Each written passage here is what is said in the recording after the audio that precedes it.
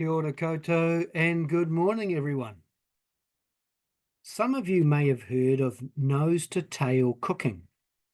Nose-to-tail is about ensuring every edible part of the animal is prepared and eaten, as opposed to using only the high-value cuts. Cousins to the nose-to-tail approach are fin to gill, using every part of the fish, and root to shoot for fruit and veggies. Note, nose-to-tail cooking utilizes the whole beast, reducing waste and providing greater nutritional value for the eater. Today, after 6 months, we conclude our nose-to-tail sermon series in the life of Joseph. Perhaps the key takeaway from the Joseph story is that God, in his grace, is able to make something good out of the offal and gristle of human behavior, as well as the rump and eye fillets. The Lord uses all of Joseph's family to bring about his purpose of salvation. God does not waste anything. Our message is in 2 parts this morning. The first part deals with Joseph's forgiveness of his brothers, and the second part tells us about Joseph's death. From Genesis 50, verse 15, we read, "When Joseph's brothers saw that their father was dead, they said, 'What if Joseph holds a grudge against us and pays us back for all the wrongs we did to him?' So they sent word to Joseph saying, 'Your father left these instructions before he died. This is what you are to say to Joseph. I ask you to forgive your brothers the sins and wrongs they committed in treating you so badly. Now please forgive the sins of the servants of the God of your father.' When their message came to him, Joseph wept. His brothers then came and threw themselves down before him. 'We are your slaves,' they said. But Joseph said to them, 'Don't be afraid. Am I in the place of God?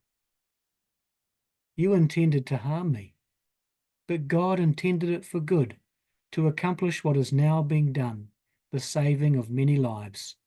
So then, don't be afraid. I will provide for you and your children.' And he reassured them and spoke kindly to them." May the Spirit of Jesus illuminate God's word for us. In his book, The Peacemaker, King Sandy recalls a joke he once heard. A woman went to her pastor for advice on improving her marriage, and when the pastor asked her what her greatest complaint was, she replied, "Every time we get into a fight, my husband gets historical." When her pastor said, "Don't you mean hysterical?" she responded, "I mean exactly what I said. He keeps a mental record of everything I've done wrong, and whenever he's mad, I get a history lesson." Clearly, the husband has not forgiven his wife. By continually reminding his wife of the things she's done wrong, he's punishing her and trying to hold her captive to guilt. He is using the past against her.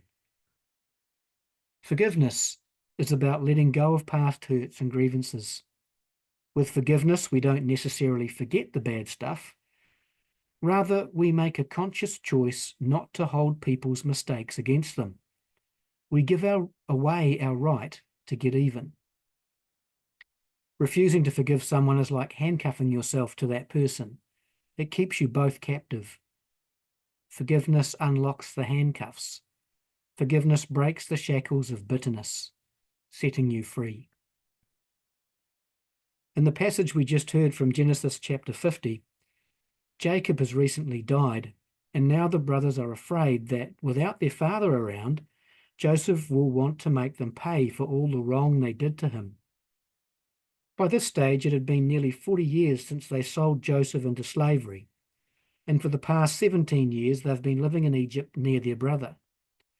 But even after all this time, they are still afraid of Joseph. Fear has messed with their perception and caused things to appear other than they really are. Joseph has forgiven his brothers. More than this, he has tested them to re-establish trust. Joseph is ready to move forward, but the brothers are stuck in the past.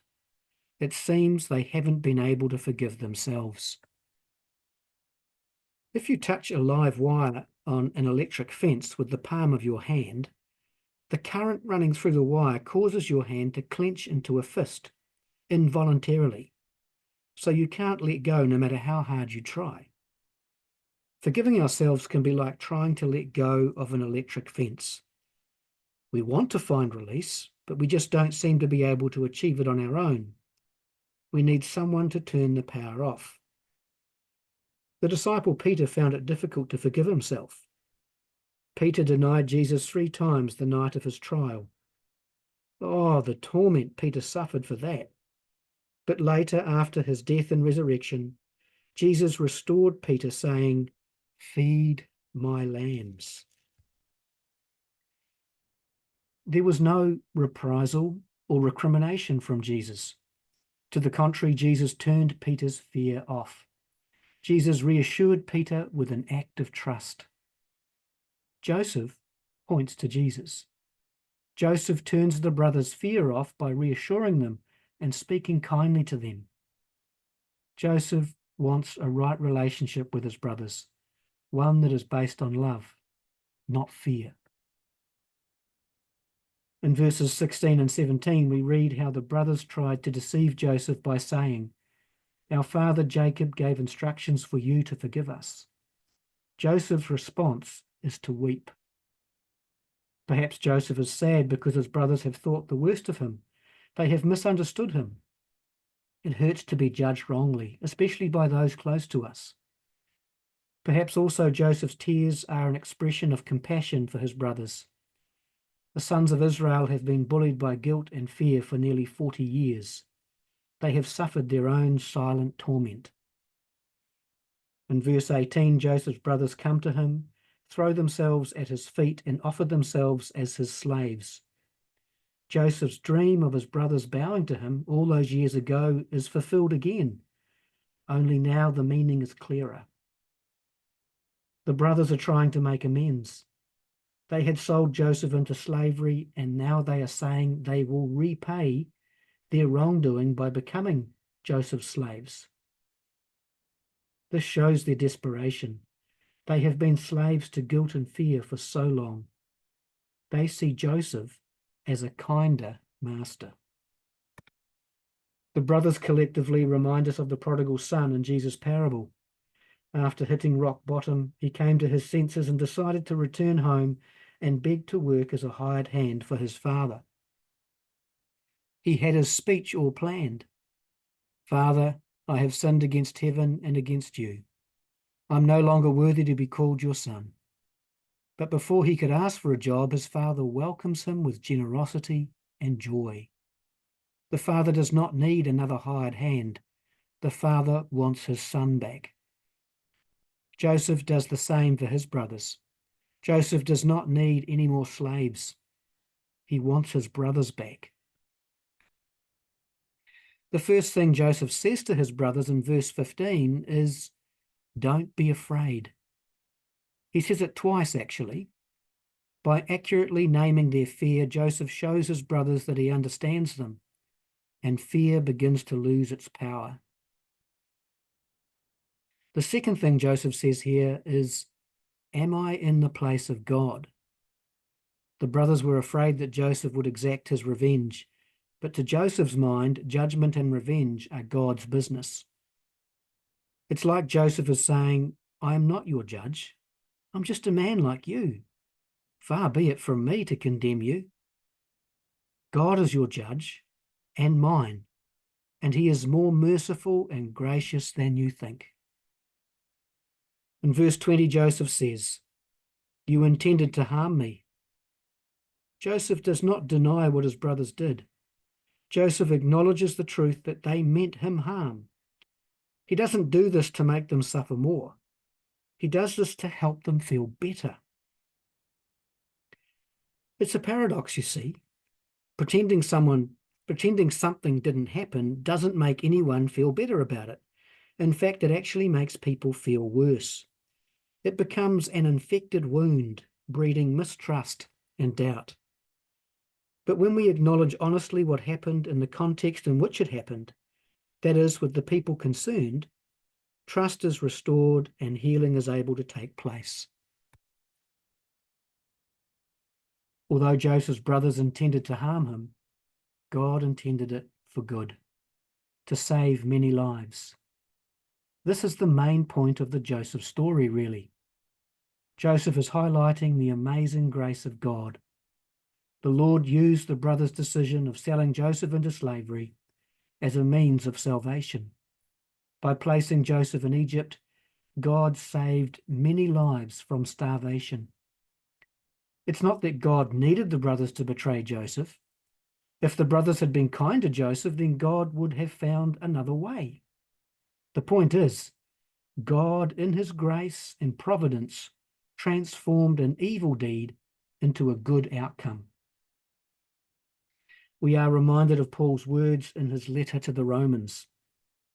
And we know that in all things God works for the good of those who love him, who have been called according to his purpose. This is nose-to-tail salvation. This is the Lord not wasting anything. This is God working all things for good. Was God pleased when Joseph's brothers plotted against him? No, I don't expect he was. But the Lord saw a way to redeem it. The brothers had offered themselves to Joseph as slaves, but Joseph wouldn't have a bar of it. Joseph says he will provide for his brothers and their children. Joseph's intention is not to get even. His intention is to provide and protect. Jacob made Joseph leader of the family, and that is what a leader does. They provide and protect. Verse 21 of Genesis 50 says that Joseph reassured his brothers and spoke kindly to them. The English translation here disguises the original Hebrew, which literally reads, "And he spoke to their heart," meaning he spoke tenderly and intimately with them. He addressed the deeper things for them. Conveying forgiveness is not just about trying to find the right words. It's also about using a tender manner. It's about communicating kindness and warmth. Heart speaks to heart. Martin Luther King said, "Forgiveness is not just an occasional act. It's an attitude." As human beings made in the image of God, forgiveness is meant to be our default setting. Sometimes we can be lulled into the false idea that forgiveness is something we only need to do once, and then everything will be sweet. But the reality with deeper hurts, like the one suffered by Joseph, is that forgiveness is an ongoing decision. Forgiveness is like giving up an addiction. Not only do we have to decide to give up our revenge once, but we must go on giving up our revenge every moment of every day. Sometimes the temptation is intense, and all we can do is call out to God for grace and strength. Lord, help me to let this go. Rather than replaying his brother's wrongdoing over and over in his mind, I believe Joseph chose to replay the outcome achieved by God, and this became his shield against bitterness. The 2010 film 127 Hours tells the true story of mountaineer Aaron Ralston. Aaron goes hiking in Utah's Canyonlands National Park. Unfortunately, he doesn't tell anyone where he's going. While climbing through a slot canyon, a boulder comes loose and traps his right arm against a wall. There is no way for him to move the boulder, and he can't wriggle out of it. Over the next 5 days, he rations his food and water. Eventually, he has to drink his own urine to survive. When it becomes apparent that no one is coming to his rescue and that he will die if he does nothing, Aaron uses his pocket knife to cut his arm off and free himself. Cutting off his arm like he did took real grit, real willpower. Aaron's motivation to do this came from a vision he had of one day becoming a father. Aaron imagined his yet unborn son. He focused on the outcome. If Aaron did nothing, he would die. He would lose his whole body and never get to live his life or have children. But if Aaron sacrificed his right arm, he would save the rest of his body and have a future. Forgiveness is essentially about release. It can be tempting to think that forgiveness is achieved with time, that simply by waiting our feelings of bitterness will eventually go away. This is a myth. Time can help, but by itself it is not enough. Forgiveness is not a passive thing, nor is it an involuntary feeling. Forgiveness can be painful. It involves an intentional act of the will, a decision to cut off your desire for justice in order to free your mind and soul. I imagine for Joseph, the decision to forgive his brothers took real grit, real resolve, like cutting off his arm, metaphorically speaking. But what option did he have? If he held on to the bitterness and hurt, he would die between a rock and a hard place. Joseph chose to think about the outcome God had created. Joseph magnified God's grace and imagined a future in which he enjoyed a better relationship with his family. Would Joseph have been able to forgive his brothers if God had not provided a good outcome for everyone? I'm not sure. Now, most things you are required to forgive in this life are not as big as cutting off your arm.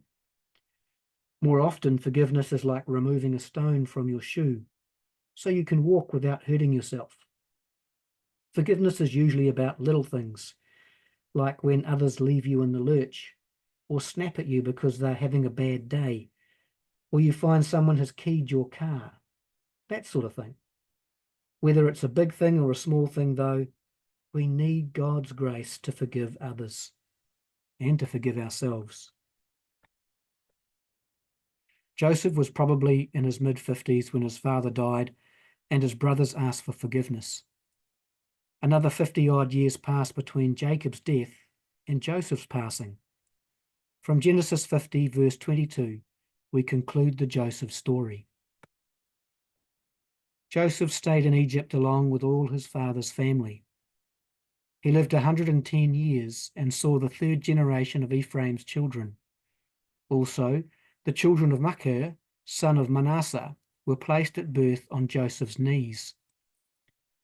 Then Joseph said to his brothers, "I am about to die, but God will surely come to your aid and take you up out of this land to the land he promised on oath to Abraham, Isaac, and Jacob." And Joseph made the Israelites swear an oath and said, "God will surely come to your aid, and then you must carry my bones up from this place." So Joseph died at the age of 110, and after they embalmed him, he was placed in a coffin in Egypt. These closing verses of Genesis tell us that Joseph lived a long and full life. After having been told a lot about the first half of Joseph's life, we're not told anything about the last half of his life, except that he stayed in Egypt and got to see his grandchildren and great-grandchildren. In a way, that points to the reality for all of us. We are each like Joseph in a way. We have a public life that people see and a private life that no one really sees. No one, that is, but God. We do well to remember this.